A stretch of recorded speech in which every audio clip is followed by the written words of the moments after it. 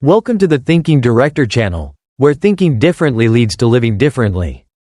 We were raised to believe that as long as we work hard, stay honest, and play by the rules, life will reward us fairly. That effort equals success. That talent always gets noticed. But the real world doesn't work like that. Behind every official rule is an unspoken one. Behind every promotion, every opportunity, every yes, there's often a quiet conversation. A trusted connection. A decision made long before the meeting even started. This isn't about being cynical. This is about being aware. Because while most people are busy improving their resumes, the smart ones are busy finding out who really makes the decisions, and how to be remembered when it matters. This video isn't here to teach you how to cheat the system. It's here to help you understand the real system, so that you don't spend your whole life knocking on the front door, when the people who actually matter are sitting at the back table. If you're ready to stop waiting for permission, and start learning how to navigate the hidden layers of power and opportunity, let's begin. We were taught that talent wins. That if you study hard, work harder, and stay honest, eventually, the right people will notice. The system will reward you, and success will come. But reality paints a different picture. Sometimes, the best candidate doesn't get the job. Sometimes, the hardest working person doesn't get the raise. And sometimes, the one who shows up prepared, on time, with all the right answers, still gets left behind.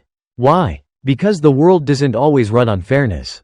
It runs on proximity, on trust, on being in the right room, with the right people, at the right time. Take Hoy, for example, a top student with national awards, fluent in 2 languages, and a strong resume. He applied to dozens of companies, made it through rounds of interviews, and still didn't get hired. Not because he wasn't good enough, but because the decision had already been made. The job went to someone whose dad was a partner at the firm. Was it fair? No. But was it how the system works? Absolutely. See, you can be brilliant, but if you're not part of the decision-making circle, you're invisible when it counts. You can send the perfect pitch, but if your name doesn't show up on the right person's radar, you don't even get considered. Here's the uncomfortable truth. The world doesn't choose the most talented person. It chooses the person who's visible in the right ecosystem. That doesn't mean you need to be fake, or manipulative, or become someone you're not. But it does mean you need to stop relying solely on merit. You need to start building your position inside the map of influence, trust, and silent decisions. Because at the end of the day, being great at what you do isn't enough. You also need to be seen by the right people, at the right time, in the right room, on the right level. Picture this. You walk into a conference room, dressed sharp, fully prepared, holding the best proposal in the room. You've got the experience, the track record, the strategy. But no one looks up. No one asks you a question. Because the decision? It was already made, before you ever stepped into that room. It's a hard pill to swallow. But in the real world, decisions often aren't based on merit. They're based on position. Not just your job title, but your position within the system of influence, within the map of trust. Take Ms. Huyen for example. She was one of the sharpest minds in her company's marketing department. She'd led campaigns that saved major accounts, trained new hires, and consistently outperformed her KPIs. But when the company formed a new strategic task force, she wasn't invited. Why? Because the final decision wasn't about performance, it was about who had the ear of leadership. The person chosen had fewer results, but a closer relationship with the VP behind the scenes. It's frustrating, yes, but it's not random. In every organization, from corporations to communities, it's not always the best who get picked, it's those who are already standing in the right place, at the right layer, with the right connections. So maybe the question isn't, am I good enough? Maybe the real question is, am I even on their radar? Am I in the room where the decision is being made, or just close enough to hear about it after the fact? People who rise quietly in their careers understand this deeply. They don't just focus on skill, they focus on strategic positioning. They make sure the right people know what they're capable of, without begging for attention. They understand that in systems of power, visibility equals viability. So here's the shift in mindset. Stop waiting to be picked. Start placing yourself where picking happens. Because in the real world, it's not about being the best. It's about being the best in the right place. Let me tell you something that might feel a bit harsh. Sometimes, we think we're playing the game. But in reality, we're being played. Imagine walking into a luxurious casino, bright lights, glamorous setting, people laughing and cheering. You sit down at the table, thinking this is a fair game. You believe you have a chance, just like everyone else. But what you don't realize is, the cards have already been stacked. The dealer is part of the house. And the people around you? Some of them are actors, paid to lose, win, or react a certain way. You think you're in control. But really, you're part of someone else's script. And guess what? This same illusion happens in real life, especially in business, recruitment, and investing. Some job openings already have someone chosen before they're posted. Some investments are pumped by influencers, only to be dumped right after. Some open opportunities are actually closed circles in disguise. People who don't understand this pay with time, money, and disappointment. Take Mr. Vin, for example, a small investor who followed a group of online financial influencers. They all hyped a particular stock, saying it was the perfect time to buy. Excited and hopeful, he put in nearly $10. The next day, the stock tanked. The influencers? They had sold theirs the night before. He thought he was playing the market. But he was the market. That's why wisdom isn't just about being good at the game. It's about knowing what kind of game you're in, and who wrote the rules. It's about recognizing, are you sitting at the table? Or are you being used to fill the table and make it look legit? The smart ones don't try to win every time. They watch, they study, they only step in when they know the game is real, and when their move matters. So next time you feel excited about an opportunity, pause, and ask yourself, am I truly playing, or am I being played? Because the difference could change everything. Have you ever watched a big stage production? The audience looks up and claps for the lead actor. They admire the lighting, the stage design, the emotion in every line. But behind the curtain, there are people you never see. A prompter giving cues, a light technician timing every spotlight, and somewhere in a quiet booth, the director, deciding who appears on stage, who gets cut, and how the story ends. That's how real life works too. Every organization, every system, has 3 layers of operation. 1. The top layer, what everyone sees. Reports, performance reviews, presentations, public decisions. It's all clean and professional on the surface. 2. The middle layer, where real decisions are made. This includes managers, board members, and insiders who influence outcomes. They don't always follow the script. They go with who they trust. 3. The deep layer, the invisible level. Here, it's not about numbers or titles. It's about relationships, unspoken trust, history, no spotlight, no applause. But this layer shapes the whole show. Let's take an example. Mr. Long is a small business owner who once pitched his event services to a large corporation.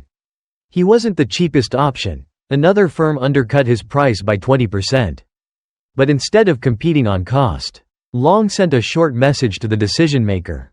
2 years ago, during your company's anniversary event, I handled a last-minute crisis.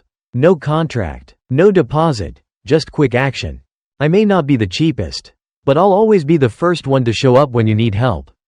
He got the job. Why? Because on the surface, layer 1, people look at numbers. In the middle layer, layer 2, they judge your results. But in the deepest layer, layer 3, they choose based on who they trust to show up when things get real. So here's the truth. Don't just train to perform well on stage. Train to be present in the room where the script is written. Because in this world, not all roles are earned through applications. Some are granted, quietly, to those who've already proven their value, long before the spotlight turned on.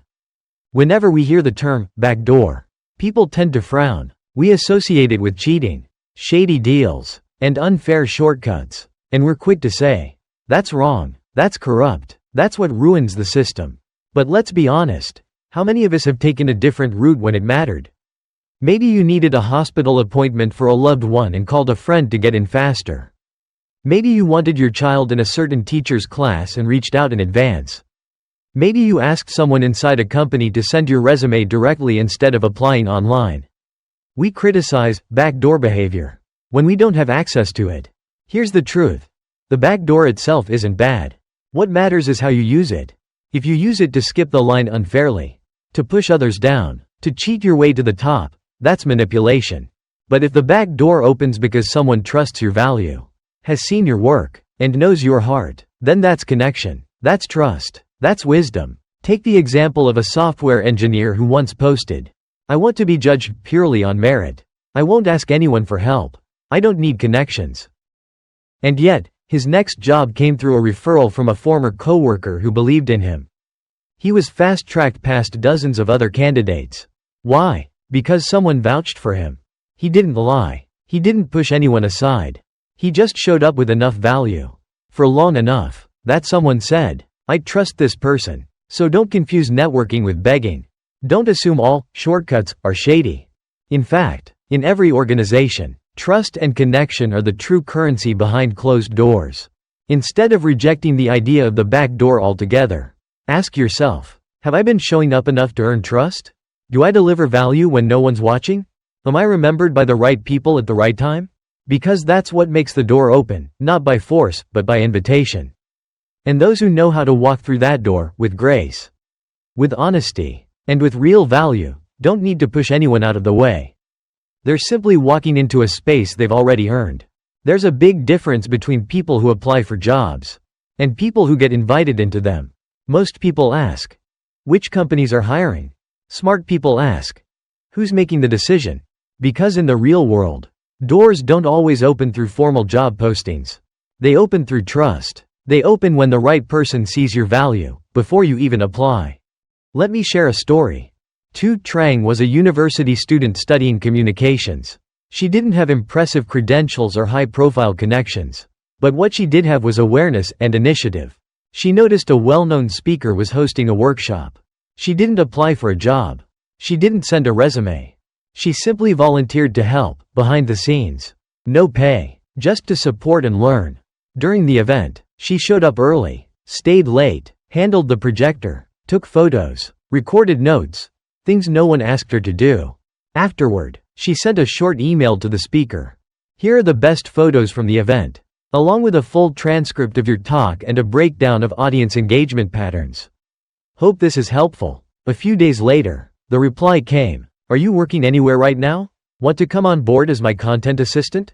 That's it. No job opening, no competition. No formal process, just real value, offered first, without asking for anything in return. People like Trang understand something powerful. You don't need to line up and wait to be chosen. You need to go directly to the people who make choices, and show them what you're capable of. Not with noise, not with desperation, but with clarity, timing, and generosity. Smart people don't waste time sending 100 applications into the void. They focus on building trust with the few people who can actually say, yes. They don't ask, where's the opportunity? They ask, who holds the keys to the opportunity, and how can I earn their attention in a meaningful way? In a world full of competition, the edge isn't in trying harder. It's in knowing where to aim. So next time you're searching for your next move, try changing the question from, who's hiring, to, who's deciding? In today's world, many people are still waiting. Waiting for someone to notice them. Waiting for a job post to match their skills. Waiting for a door to open. But here's the truth. The smartest people aren't waiting. They're building. Instead of asking, can I come in? They create so much value that someone says, we need to bring this person in. Let me tell you the story of Tan, a young marketing graduate. Like many others, he sent out resumes. And like many others, he received the usual, thank you for applying, unfortunately. But instead of waiting around, Tan noticed a small furniture brand trying to grow its presence online. Their Facebook page had regular posts, but little engagement. Tan didn't apply. He messaged the owner directly. I noticed your page has great products but lacks storytelling. Let me manage your content for 2 months, free of charge. If it works, great. If not, no hard feelings. The owner hesitated, but agreed. Tan got to work. He rewrote captions with emotion and context. He chose better photos. He highlighted how the furniture made homes feel, not just how they looked. Within a month, interaction quadrupled. Sales began to rise, especially among middle-aged customers. After 2 months, Tan sent a proposal. I'd love to keep running your content for $200 a month. After 3 more months, if sales continue to grow, Let's move to a revenue sharing model. The response? A quick, yes. And a few months later, Tan was no longer just a freelancer, he became a strategic partner. Why? Because he didn't wait for permission. He created results before being asked. He built a door, then opened it himself. That's what real opportunity looks like. You don't always need a job listing. You need to solve a problem so clearly that someone wants you around long term. People who rise fast don't rely on luck. They rely on initiative. So if you're feeling like no one is giving you a chance, maybe it's time to stop asking and start building. Because in this life, doors don't open for those who knock the hardest. They open for those who quietly prove, I don't need a seat to bring value. I bring the whole table. Let's clear something up. Connection is not manipulation. It's not networking just to get ahead. And it's definitely not about using people to your advantage. Real connection is built on one timeless principle. Give first. Not to impress. Not to score points. But because when you give something valuable, without expecting anything in return, you become someone people remember. Take the story of a finance expert. He didn't work for a big firm. He wasn't a paid influencer. He simply wrote one helpful financial article per week for free. No hooks, no upsells, just honest insights to help people manage their money better. After a year, a major bank reached out. They had seen his work, trusted his voice, and offered him a paid role to teach financial literacy programs across the country. No resume, no application, just consistent value shared publicly. For free. Now let's look at a junior employee, not loud, not flashy, but every time she finished a report, she created a checklist to help new teammates understand it more easily. No one asked her to. No one even noticed, at first. But one day, her manager needed someone trustworthy to lead a small internal project. Guess whose name came up first? The quiet helper who gave without being asked. That's the power of giving first. In a world where everyone is asking, what can I get? You stand out when you ask, what can I offer? He simply wrote one helpful financial article per week for free. No hooks, no upsells, just honest insights to help people manage their money better. After a year, a major bank reached out. They had seen his work, trusted his voice, and offered him a paid role to teach financial literacy programs across the country. No resume, no application, just consistent value shared publicly. For free. Now let's look at a junior employee, not loud, not flashy, but every time she finished a report, she created a checklist to help new teammates understand it more easily. No one asked her to. No one even noticed, at first. But one day, her manager needed someone trustworthy to lead a small internal project. Guess whose name came up first? The quiet helper who gave without being asked. That's the power of giving first. In a world where everyone is asking, what can I get? You stand out when you ask, what can I offer? And no, you don't need to be rich, famous, or perfect. You just need to notice what others need, and offer it in your own way. Because connection isn't about being everywhere. It's about being useful to the right people, at the right time. So here's the question. Are you giving enough for someone to think of you when an opportunity arises? If not, start now. Not to earn favors, but to build the kind of trust that makes doors open naturally, without you even knocking. In a crowded room, the loudest voice isn't always the most powerful. And in a competitive world, the person constantly raising their hand doesn't always get chosen. Sometimes, the most respected person in the room is the one who knows when to speak and when to wait. Success doesn't always come to those who push the hardest. Often, it comes to those who appear at the right moment, with quiet confidence and clear value. Let me share the story of a senior engineer at a large construction firm. He had been with the company for 8 years.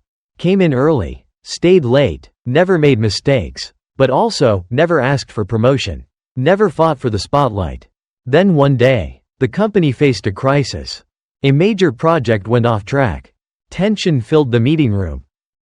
Everyone tried to avoid blame. No one stepped forward. That night, the engineer sent an email to leadership. Here's a breakdown of what went wrong, how to fix it, and a proposal to prevent this in the future. No finger pointing, just solutions. The next morning, the director called him in. I've seen your work for years, he said. But this is the first time you showed not just skill, but leadership. I want you on the strategy team. Just like that, he moved from background to center stage. Not because he demanded a seat, but because when the moment came, he was ready, visible, and trusted. In life, you don't have to fight for every opportunity. In fact, those who constantly push are often met with resistance.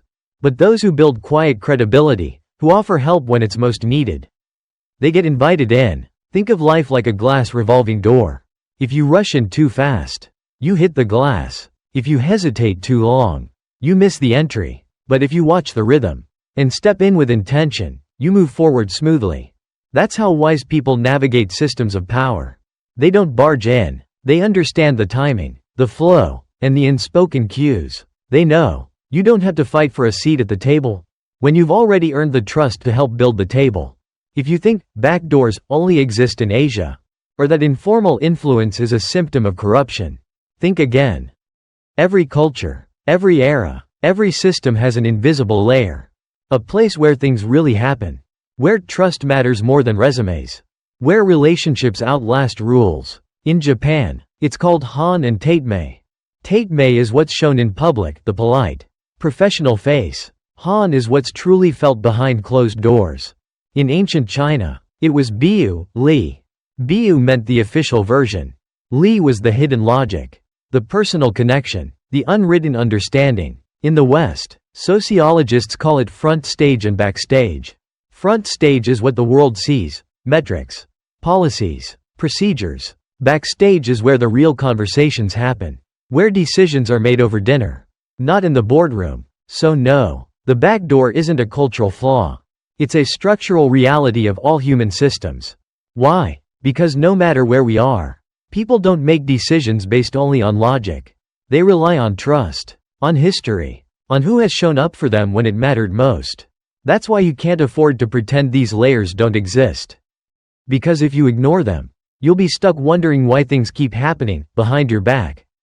Instead, learn to see the map beneath the map. Not to exploit it, but to move through it wisely. Observe who holds quiet influence. Understand how trust flows in your environment. And ask yourself, am I only playing on the surface? Or am I earning a seat in the layer where real choices get made? Because here's the truth. Even those who once criticized the system eventually realize that you can't thrive if you refuse to play where the real game is happening. The world is not simple. But it's not chaotic either. There are rules. Some are written. Most are not. But all of them shape who rises and who disappears. After 10 layers of truth, let's bring it home. By now, you've seen it. The real world doesn't operate on what's fair. It runs on hidden trust maps, backdoor influence, and quiet decisions made far from the spotlight. It doesn't reward the person with the best degree, or the person who works the longest hours. It rewards the one who shows up at the right layer, in the right room, with the right reputation, when the decision is being made. It rewards the one who gets remembered when a leader is under pressure and needs someone they can count on. So what does that mean for you? It means if you've been doing all the right things, working hard, staying ethical, waiting your turn, but still feel stuck, maybe it's not you. Maybe you're just playing on the wrong layer. Instead of asking, why am I not getting picked? Start asking, what rooms am I not in? Who still doesn't know what I'm capable of? What trust haven't I earned yet? Because the world doesn't hand out success to the most talented, it offers it to those who know how to position themselves strategically. Quietly, intentionally. You don't need to cheat the system. But you do need to understand it. And learn how to move within it, with clarity, with courage, and with integrity. If this video opened your eyes, if it helped you see why effort alone isn't enough, then don't just keep it to yourself. Share it. Someone in your life is probably stuck. Not because they aren't good enough, but because they haven't learned how the real system works. And if you want more videos that go beneath the surface, about thinking, strategy, human behavior, and the hidden mechanics of success, then hit subscribe to Thinking Director. Because this isn't the end. It's just the beginning. Let's keep learning. Let's keep building. Not just louder lives, but deeper ones.